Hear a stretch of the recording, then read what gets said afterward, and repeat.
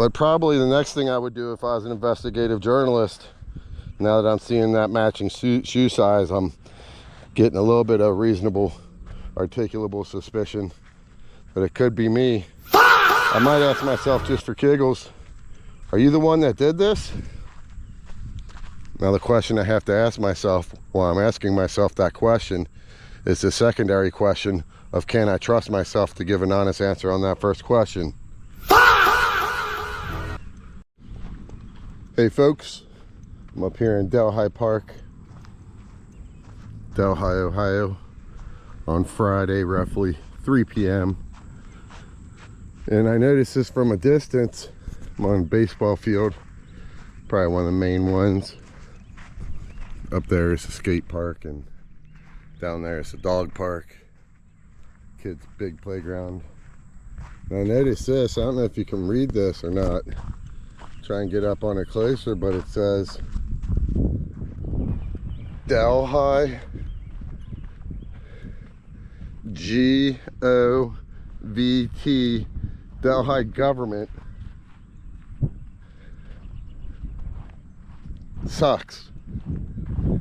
S-U-C-K-S. Now there's been a movement recently in Delhi, and I use that term movement loosely, but there's been a movement in Delhi recently where some folks seem to think that I can get in hot water for calling myself an investigative journalist.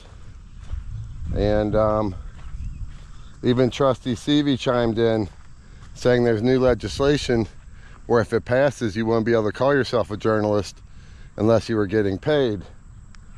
I looked at that, and it seems to, in my own terms, be more about privilege of people that get paid for their journalistic work and get to be called journalists.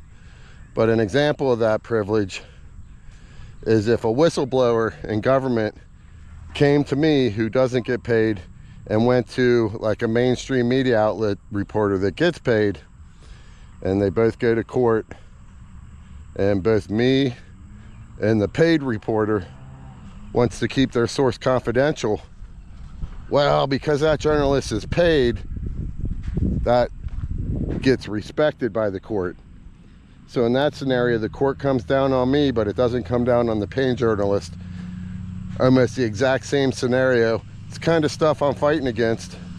What it does is it targets whistleblowers to go to mainstream media, who, I don't know if you believe like I believe, that they are the cover-up artist.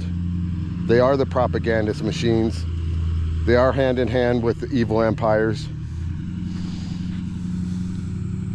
But if I was an investigative journalist, first I'd have to ask, is this even legal? But I'd still be interested maybe in who did this and want to interview them and stuff and find out why. But I kind of noticed, interestingly enough, if I use my foot to draw a line next to the other one, it's kind of the same width. Now I wear a somewhat common shoe size, but probably the next thing I would do if I was an investigative journalist, now that I'm seeing that matching shoe size, I'm getting a little bit of reasonable, articulable suspicion that it could be me. I might ask myself just for giggles, are you the one that did this? Now the question I have to ask myself while I'm asking myself that question is the secondary question of, can I trust myself to give an honest answer on that first question?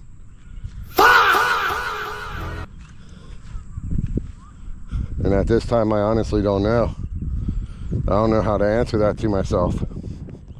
Do I want to admit to doing this?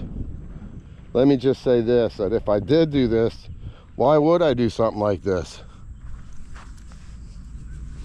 Well, I'd say it's probably most closely related to the township administrator, Skylar Miller, and what I believe are abuses of his office and non-compliance with law. And I'd probably also point to Rose, who I believe recently misled the public on flock cameras. I also had requested an apology from her because she prejudged incorrectly what happened at Delhi Town Center in the public square. She made this judgment as a representative of the people. and then took Skylar's word over my word, and has since, in my opinion, been shown to be wrong. I asked for a public apology. None was given. That combined with her misleading the folks on Flock, which she could be innocent of. You can mislead people and be misleading them and not be nefarious with it. You can, in essence, mislead people accidentally or in ignorance. So that could be the case here with Trustee Rose, but she said she received a demo of the system, and so she should have known. But she kind of put it on the police chief, who I also think misled folks with the Flock cameras and should have been more proactive in correcting Rose on her obviously false statements just on the surface of them. But you know, I don't even think it came out in the meeting. It's almost like they got through the meeting smooth operators, as if, hey, you know, they didn't deceive anyone. And you almost got to see my side video where I ask them, hey, y'all can still track a car if it doesn't have a license plate, right? Yeah. Well, there you go, Rose and Jeff, who didn't correct her. License plate reading isn't all it does, obviously. And then he admits that, yeah, there are cases where they can capture images, where they can capture faces as well. And when you're saying all it can do is capture license plates and it's actually capturing a still image, I think that's misleading. And then with the lawyer, we'll give him some credit. If it was me that did this up here, that when you say that that chat read case had nothing to do with the Fourth Amendment, had nothing to do with Flock, I think in terms of the Fourth Amendment, you are, and I'm not a lawyer, there ain't legal advice, of course. None of that should be taken as fact alone. But when you, as a lawyer, a law director of Delhi, and I understand y'all are putting the positive spin, trying to make us look as good as possible, get your agenda passed with as little resistance as possible. But I think it's a material misrepresentation to say that that case had nothing to do with the Fourth Amendment. And I think it's a stretch. And while technically right, is misleading to say that that case had nothing to do with Flock cameras. While technically true, it doesn't tell the story, how it's being used on appeal, how specific statements related to that case also relate to the Flock camera case. I just watched a video today. There's a guy on YouTube. He's a lawyer out of one of the neighboring states of Ohio, Michigan.